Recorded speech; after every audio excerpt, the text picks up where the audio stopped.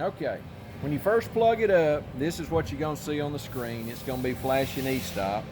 You pull the e-stop out, and then it's gonna say wait servo. So you gotta wait for the system to sort of boot up. So it takes it a few seconds to do that, maybe 15 or so, and then you'll come up and you'll get it there. So what we're gonna do, I'm gonna show you how to put the pockets in, so you can either go jog forward. We don't want to do run yet. And then there's reverse. So you can go either way to put them in. We're gonna go forward. And the green button you press, that's when the machine actually jogs. So I'm gonna show you how to put these pockets in. So you can start the pockets at any spot on the chain, but you need to do them where there's about a 1/4 inch gap between the pockets. So if you bump it right up against it, it won't go on. So when you just slide that side on, you got about a 1/4 inch gap. Lift up, push over, and line the pins up on this side, and it pops into place. Then jog the machine forward, and just keep repeating that. That's how you put them in. There's an area right in here from about the roller to here that you can put these in, and that's the area you need to be putting them in. Because beyond that, it's harder to put the pockets in. And then when you get them in and they're correct, all the spacings will be the same. Okay, loading the film. Depending on how you're filmed, the sealant might be wound in, the sealant might be to the outside, so an easy way to check that is you can fold it back against itself. This side's real slick. When you fold it this way, it doesn't hardly move at all. So that tells me that the sealant is on this side. So the easy way to do that is if you'll put it where the sealant's going to be going down on the container as it's going through the machine. You take your film holder. This side is what positions the film. This side is the side you're going to take off every time. So you take this side, you just loosen the handle, slide this off, slide this through the film core, put this side back on, and it's spring loaded, so you want to put just a little tension for right now. And then you bring that straight up here. Don't flip it around, but you go straight up, and your film's going to be in the right position no matter how many rollers you're going through. So you go under, over, and then you're going to tuck it down between the crack in the pocket, pull out about enough for an index.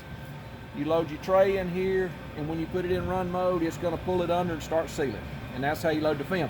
This up here, you don't want the dancer arm staying all the way down. You want it to be springing.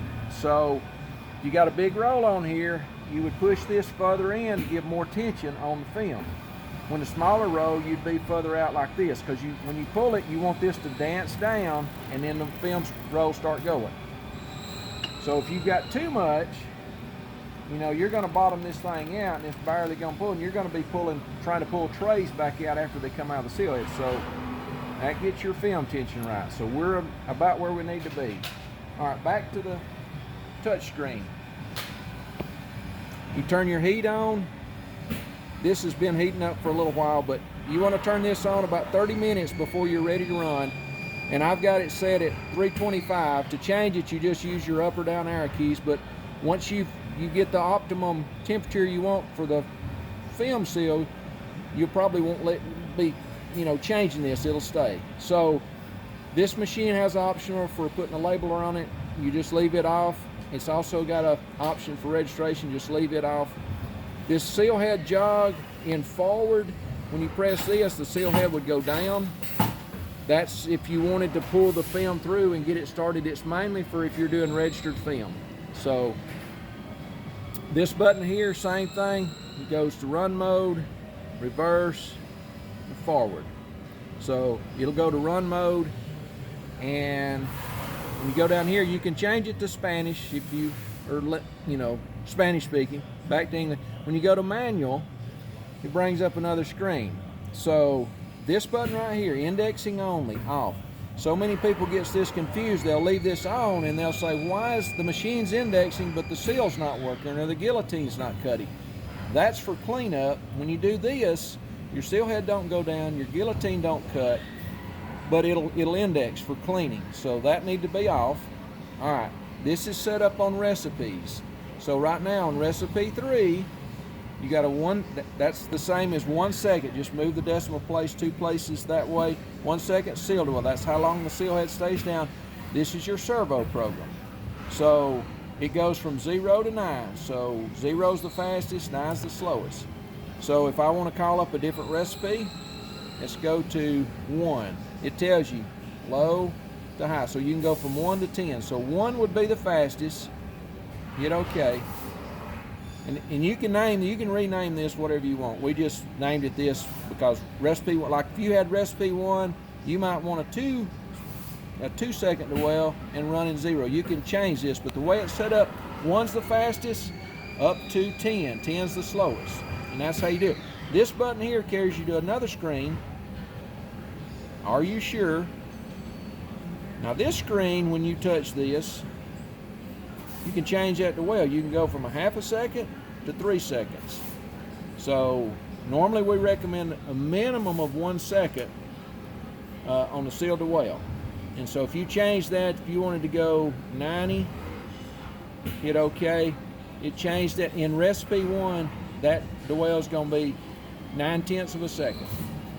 We're going to go back and change it back to 100. So there's your servo pro. Same thing. You go from 0 to 9. 0's the slowest, 9's the fastest. And right here, you can go to the next one if you wanted to change your dwell time or your seal based on, we'll go to 2, based on this.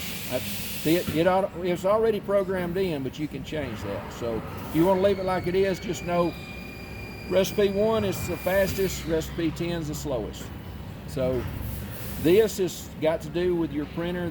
This is just an option this machine doesn't have. So you're done here, you go back to auto mode, and you're ready to run. So we go back to manual. We're set up on recipe 2. I'll show you what it's doing. Let's go back and let's do recipe 1. This is the fastest, so you'll see your cycle spin. We're going to hit the start button. Machine's running.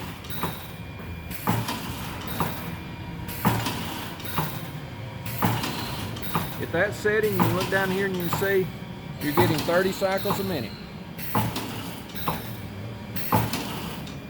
Go over here, let's choose recipe 10. Go back to auto mode, and let's try it again. Same dwell time, slower conveyor speed. So now you're running at 22 cycles per minute. So depending on how fast your line is running or how fast you can load the product in the containers, you can tailor this to fit the flow of the line. So it's better to have a slower line speed rather than starting and stopping all the time. You're more consistent. So we'll stop it. We'll go back about middle of the road. Let's go to recipe 5.